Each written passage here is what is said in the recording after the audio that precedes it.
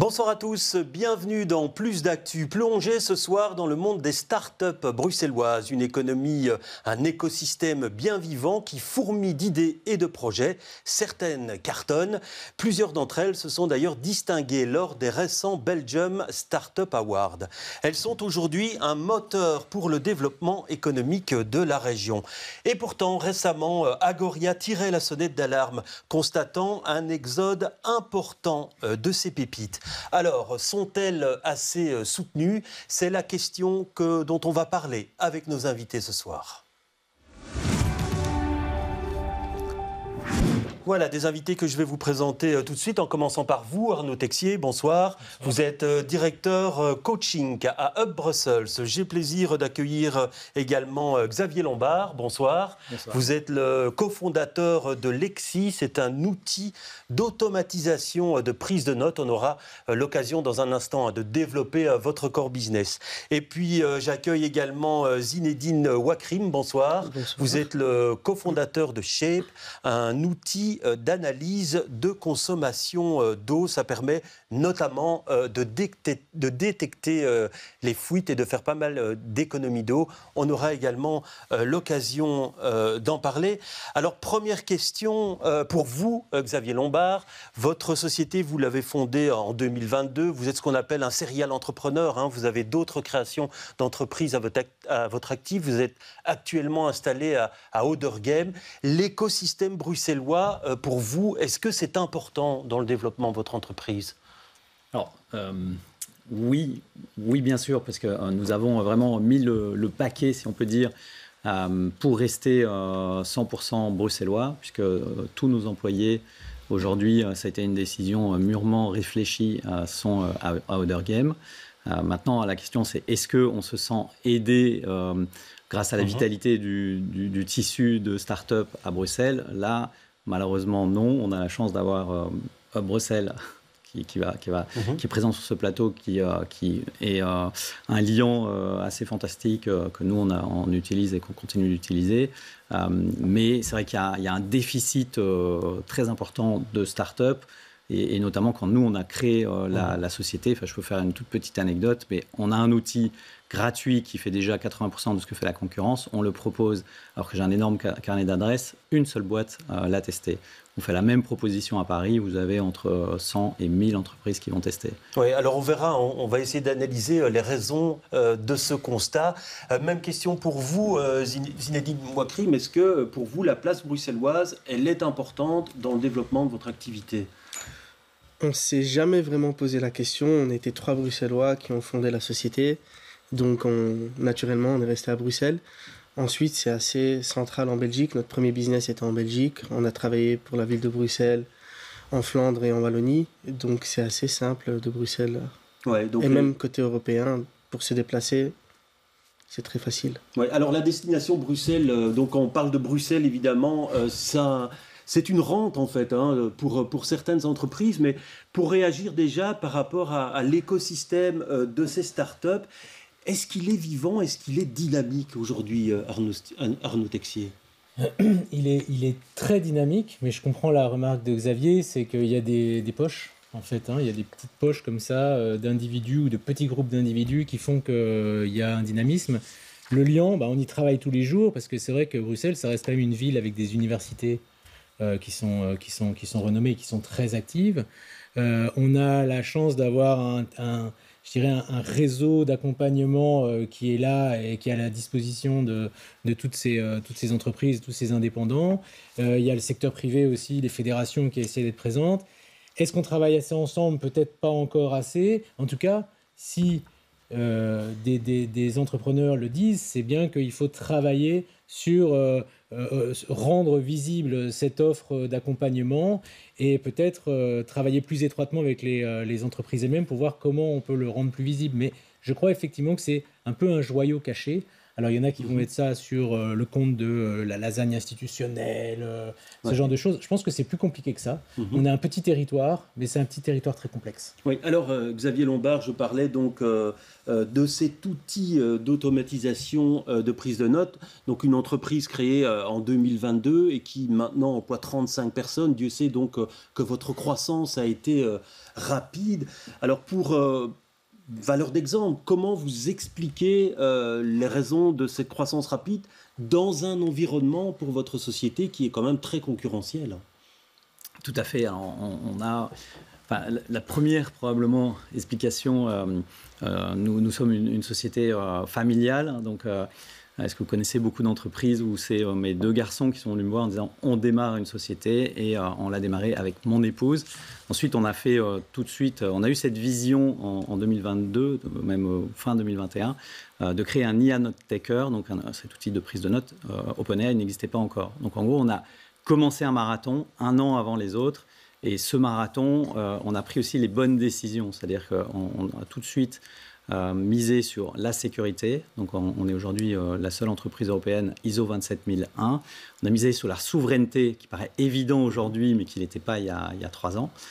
Donc tous les process et les datas sont sauvegardés à Paris. Et ensuite, on a eu la chance d'avoir une équipe extrêmement talentueuse, à la fois en technique et en vente, et entièrement à Bruxelles. Donc effectivement, on peut être très fier de ce succès 100% bruxellois. Ouais, alors Zinedine Bouakrim, pour reparler de Shape, donc c'est une entreprise qui existe depuis 8 ans. Il y avait 3 cofondateurs à la base, vous êtes 2 aujourd'hui, il en reste 2. Et donc là, on pourrait dire que la croissance de l'entreprise a été plus lente. Vous avez passé toutes les embûches que peut connaître une start-up comme la vôtre. Effectivement, au début, ça allait plutôt bien parce qu'on était en train de développer le produit, on avait déjà des premiers clients, donc c'était plus facile, si je peux le dire comme ça. Ensuite, on a grandi, on a levé de l'argent, on a engagé une plus grande équipe et il y a eu une crise énergétique. Et la priorité de nos clients n'était plus l'eau, mais comment est-ce qu'on va payer notre facture d'énergie. Et malheureusement, là, c'était un peu plus complexe pour nous.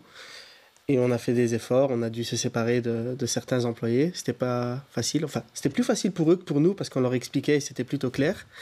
Et maintenant, on est devenu une boîte assez stable. On essaye d'être rentable le plus rapidement possible. Donc, on a aussi changé de manière de grandir. Donc, oui, et puis il y avait aussi la volonté d'avoir un impact sur l'environnement. C'est un des moteurs de votre entreprise parce que finalement, on appelle ça l'or bleu. Maintenant, on sait que c'est une ressource qui va être de plus en plus rare.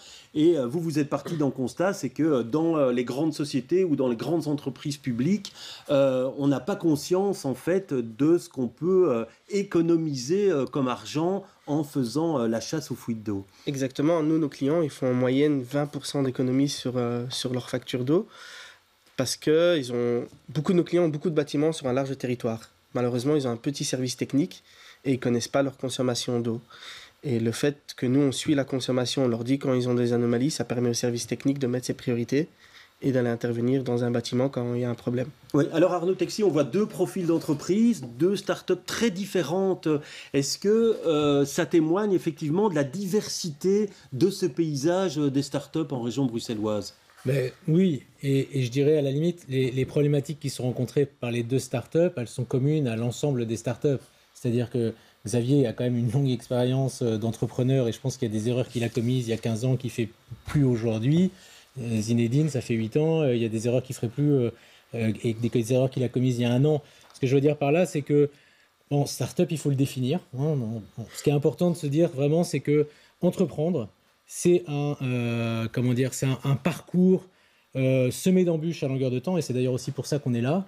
Nous aussi, on est là pour très modestement relayer de l'expérience qu'on a été recherchée chez des entreprises qu'on a accompagnées, parce que même, et je ne veux pas porter la poisse à mon voisin de droite, mais je veux dire, même quand on est sur une eau qui paraît calme, ça n'est pas un long fleuve tranquille, il y a encore des défis. Et donc, voilà, où qu'on soit une start-up très early stage, très jeune, ou qu'on commence à avoir un certain degré de maturité, l'économie, elle est volatile, il y a beaucoup de mouvements, et donc il faut toujours être prêt à savoir anticiper une menace ou saisir une opportunité, parce que c'est aussi ça la vie d'une start-up. Oui, alors Xavier Lambert, puisque vous avez une expérience d'entrepreneur, vous diriez quoi? Quelles sont les principales erreurs à éviter dans le développement d'une start-up?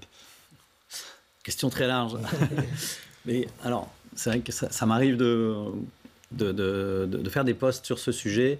Moi, donc je vais juste raconter un de ces posts où j'aime bien dire qu'il y a 2 crises dans la start-up.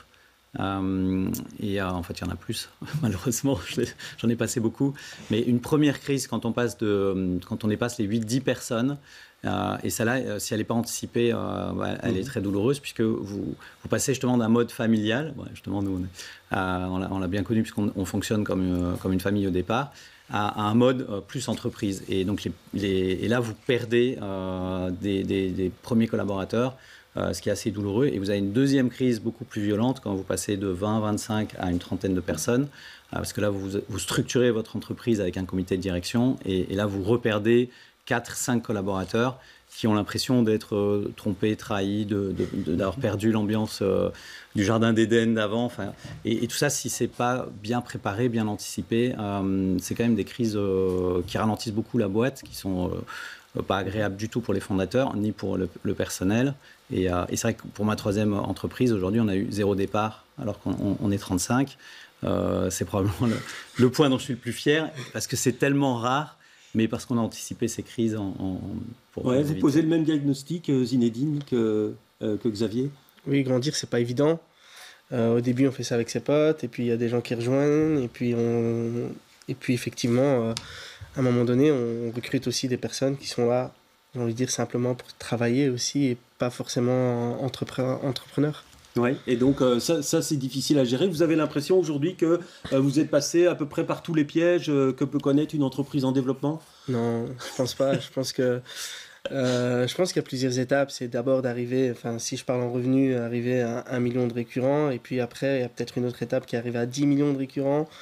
Et c'est à chaque fois des nouvelles compétences qu'il faut acquérir, peut-être des nouveaux profils avec qui il faut travailler, ou engager, ou faire grandir ces profils qu'on a actuellement pour qu'ils puissent faire grandir la boîte. Ouais, on voit en tout cas, Arnaud Texier, que la bonne idée ne suffit pas. Hein. Il faut aussi pouvoir la développer dans ce cadre-là, puisque vous êtes amené à soutenir ces startups. Quels sont les critères que vous prenez en compte pour dire, tiens, cette entreprise-là, cette jeune pousse-là, on va l'aider, on va la soutenir? Alors, on ne peut pas aider tout le monde parce qu'on n'est pas assez, bien entendu. On n'est pas les seuls à accompagner. Il y a des guichets d'économie locale, il y a toute une série de structures. Nous, on accompagne déjà ceux qui viennent nous voir, bien sûr, mais on va accompagner les entreprises pour lesquelles aussi on sent qu'il y a une opportunité pour créer de la valeur ajoutée pour la région. La création d'emplois, de la consolidation d'emplois, c'est quand même des enjeux extrêmement importants. Faire travailler des Bruxellois, rentrer aussi dans les préoccupations qui sont celles de la région au niveau de la double transition, aussi bien environnementale que digitale. Donc on va intégrer ceci. Puis après, au niveau de notre accompagnement, on va ouvrir l'accompagnement dès lors que l'entreprise a un plan financier et un business model. Et puis après, c'est là où on va commencer à travailler avec elle. Et on va travailler sur justement des volets que vous avez évoqués. Le volet technique, donc est-ce que la solution technique est satisfaisante? Le volet commercial, parce que c'est très bien d'avoir un très beau produit, mais si on ne pense pas à la commercialisation, c'est un vrai problème. Et on parlait des ventes tout à l'heure, c'est aujourd'hui un très gros problème pour les startups. Et le volet gouvernance, qu'on vient d'évoquer, qui est très largement oublié au début de l'aventure startup parce qu'on est entre amis et on croit qu'on va s'aimer toujours. C'est comme dans un mariage, alors qu'il faut déjà penser au potentiel divorce. Ouais. Et donc, par rapport à ça, vous, aujourd'hui, votre moteur de développement, il se situe, Xavier Lambert, plutôt en Belgique ou plutôt à l'étranger? Vous voyez déjà hors frontières? Alors, nous, aujourd'hui, 50% de nos revenus sont en France. Et ensuite, on a un petit quart en Belgique. Même si c'est une très, très forte croissance, notamment grâce à une dizaine de jours, on a gagné le Belgium Startup Award, entre guillemets, de la meilleure startup de Belgique. Donc on voit un effet assez important d'accélération. Et donc, on a déjà un quart de nos revenus qui sont un peu partout en Europe. Donc, on a vraiment mis le focus. On veut être justement un champion européen avec tous les process en Europe. Oui, alors votre entreprise aussi s'est distinguée au Belgium Startup Award. Votre développement, vous le voyez plutôt aussi à l'international actuellement? Oui, effectivement, on a des ambitions, en tout cas européennes. Il y a une crise de l'eau partout en Europe, donc on estime qu'on a notre place un peu partout en Europe. Ouais. Alors, question, puisque ce constat d'Agoria, il y a 300 sociétés de la tech qui ont quitté Bruxelles en 2023. Est-ce que ça pourrait vous tenter à un moment donné, sachant qu'on sait que les 2 autres régions, elles aiment bien accueillir des entreprises comme ça qui sont en plein essor? On n'y a pas pensé, donc pour l'instant on est bien à Bruxelles. Après, pour distinguer un peu, moi en étant étudiant à la VUB, je connaissais Vlaio, mais je ne connaissais pas forcément Hub Brussels. Donc c'est peut-être là où il y a un effort à faire. Ouais, et on vient frapper à votre porte de Flandre en disant venez plutôt en Flandre pour vous développer, on a des aides à vous proposer que la région bruxelloise ne propose pas. C'est ce qu'explique en tout cas Vlaio dans les cours d'entrepreneuriat à la VUB. Maintenant, nous on utilise beaucoup Hub Brussels, donc moi j'ai pas à me plaindre des aides qu'ils nous fournissent. Ouais. Même question pour vous. Vous êtes à Oudergem. C'est une place. Oui, vous êtes près du métro, donc c'est simple. Mais vous pourriez très bien aller juste à côté, à Overijse ou à un autre endroit autour de l'aéroport, par exemple. C'est vrai que la WEX nous drague un petit peu. Donc ça, c'est l'agence wallonne. Alors. Voilà, l'agence wallonne et qui va. Mais on vient de signer pour 5 ans notre bail, donc nous, voilà, Bruxelles un jour, Bruxelles 5 ans. Là. Ouais, et donc, il y a une concurrence régionale, Arnaud Texier, on peut pas la cacher, en fait. Non, on ne peut pas la cacher, c'est une réalité. C'est vrai que des fois, on a l'impression de faire un peu du commerce extérieur ou de l'attraction d'investissement quand on parle de la Wallonie et de la Flandre, c'est une réalité. Maintenant, l'écosystème dont je parlais tout à l'heure, c'est une richesse pour Bruxelles. On parlait de la VUB tout à l'heure, nous on travaille beaucoup avec la VUB, notamment sur tout ce qui est health tech, tout ce qui est dans le domaine de la santé. C'est normal qu'il y ait des startups qui partent de Bruxelles. Bruxelles, c'est le poumon économique du pays. Il y a un taux de création d'entreprises qui est extrêmement élevé. Et je prends toujours cette image du pommier qui est au bord de votre jardin, il y a des pommes qui tombent chez le voisin. Bon, ça fait partie du jeu. Maintenant, je comprends qu'Agoria s'en inquiète. Il ne faudrait pas que ça soit structurel. On voit ça en 2023, c'est quelque chose à corriger. C'est surtout très dommage parce que, c'est vrai, c'est ce que disait Zinedine, nous, on essaye d'être le plus disponible pour les startups. Vraiment, on essaye d'être hyper disponible, très flexible. Ça serait vraiment dommage que nous aussi, on investisse, donc que la région investisse de l'argent, du temps de ses agents, du conseil, pour des entreprises qui vont grandir et qui, quand elles grandissent, elles s'en vont. Alors ça peut se comprendre. Le foncier et les réserves foncières bruxelloises sont maigres, donc c'est normal qu'elles puissent partir à un moment. Mais il faut quand même qu'on trouve les moyens de pouvoir capitaliser sur cet investissement. On pense aussi comme une entreprise parfois. Oui, alors Xavier Lombard, vous êtes en région bruxelloise et vous comptez le rester, mais vous êtes également un observateur finalement du climat économique de la région. Qu'est-ce qui est le plus compliqué pour vous? Est-ce que c'est effectivement le coût du foncier? Est-ce que c'est la complexité administrative? Quels sont les obstacles que vous rencontrez ici dans votre développement en région bruxelloise? À part les bouchons Ouais, la mobilité, donc là on voit que c'est un problème.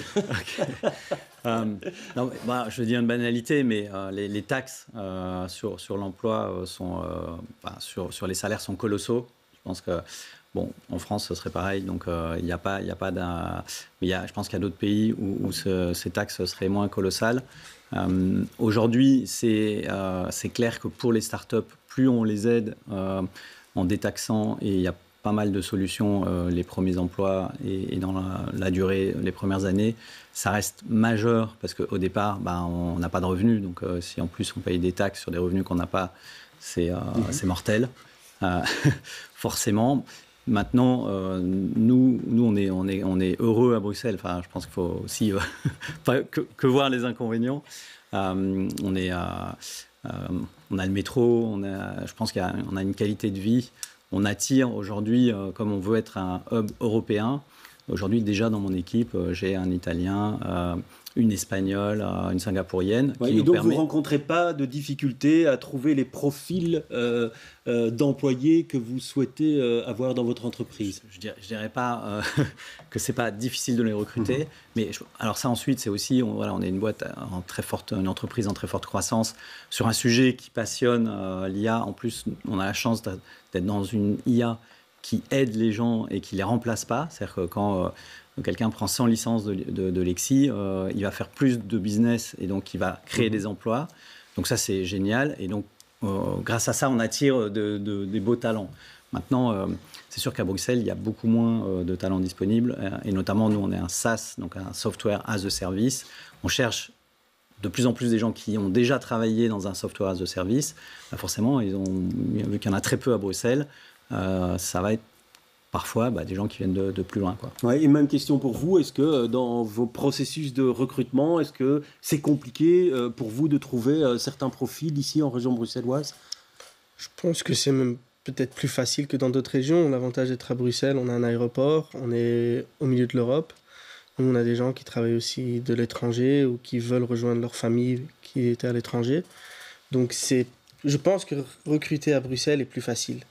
Que dans d'autres régions. Ah oui, c'est pas ce que j'ai pu lire à un moment donné. Vous confirmez ça? Parce que j'ai vu que pour certaines entreprises, cette question du recrutement, c'était vraiment clé en fait. Oui, ça va peut-être dépendre des secteurs.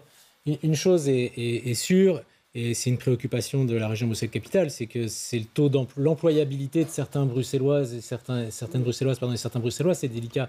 Mais comme le disaient les personnes autour de la table, c'est vrai qu'il faut rappeler que Bruxelles, c'est une ville internationale, c'est la capitale de l'Europe, donc il y a énormément, effectivement, de personnes non bruxelloises, qualifiées, qui peuvent être recrutées par les entreprises bruxelloises. Ce qui est un peu dommage, et là je parle avec ma casquette de fonction publique, c'est de voir par contre l'employabilité des Bruxellois qui n'est pas au rendez-vous parfois, mais on y travaille et ça prend du temps. Ouais, et en termes de financement à l'innovation, est-ce que vous estimez que les aides et les soutiens offerts sont suffisants? Je ne suis pas la bonne personne pour en parler chez Shape, mais je peux vous dire que Finance Bruxelles nous a aidés. Maintenant, il y a un petit problème de gouvernement, donc il n'y a pas de subsides pour des événements ou autres. Mais en tout cas, oui, on a bien été aidés par... Oui, même question pour vous, Xavier Lombard.